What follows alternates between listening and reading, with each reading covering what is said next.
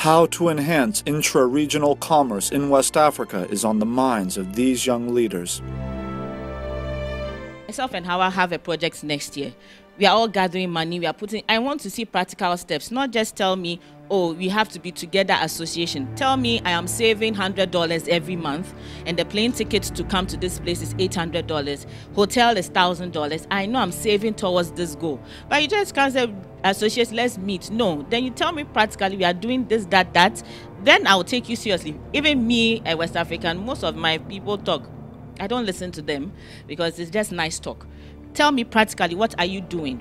Me, I set up a shop in the country. Sierra Leone, I went, there was not easy in the beginning because the Creole was difficult, but it was English.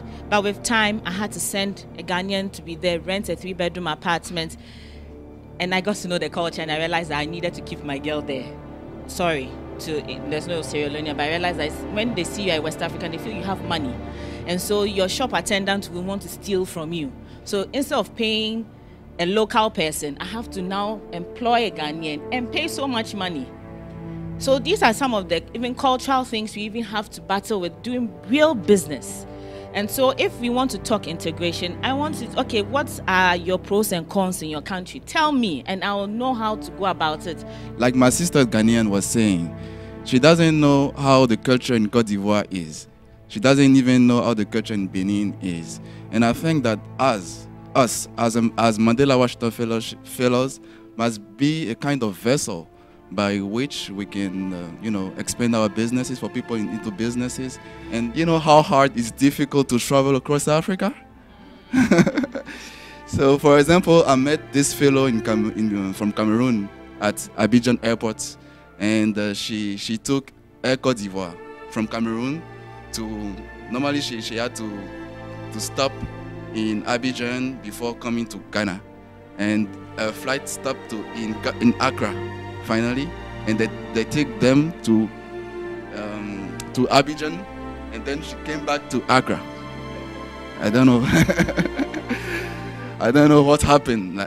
So, for example, when you're in France, you can go to London with $60. It's very easy. It's not expensive. How could I not come to Côte d'Ivoire, to Accra with $20? Why? Flight. And if we could have our own flight company so that we can ease traveling across Africa, so that and one passport for everybody, no visas. This is the first step for integration for me.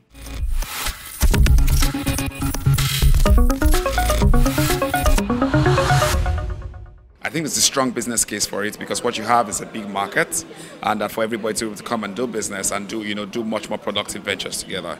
However, I think it's going to be largely private sector driven. If we can attract a lot of investment capital, for example, what if we built a road network from Lagos to Dakar, through Accra, through Lomé, through Ghana and all of that, and then we have a way of making the return on investment from that, then I think that would really drive regional integration.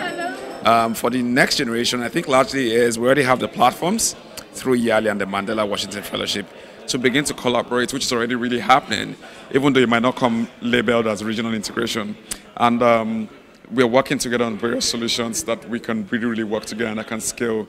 For instance, I was talking with somebody recently and we're trying to do a West African tour where we work on a project in Nigeria, and then we move on to, to Togo with the fellows in Togo as well and work on those things and move to the next place as well. And so what you now have is a tour across the West African sub-region, and then we're already exchanging best case practices and then taking these best case practices back home. A smaller country is afraid that Nigeria is going to take over the market.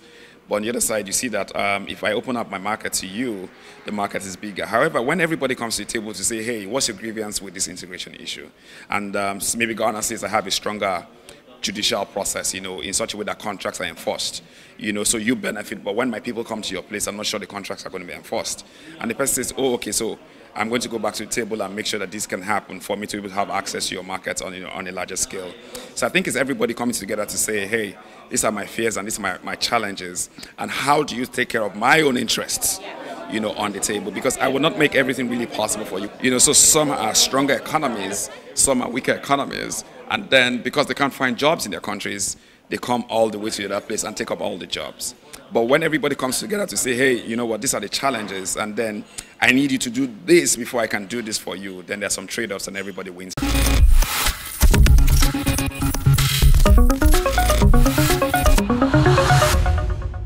The insights of these young leaders tell of a new generation that is ready to maximize the strengths of diverse people for the long-term gain of all on a continent that too often sees political actors intentionally turn groups against each other for narrow and short-term gains.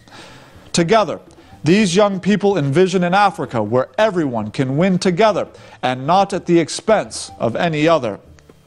Next week on the program, we meet a young man who is opening a new vista of opportunity for creative youths in the conservative nation of Mali. You do not want to miss his inspiring account.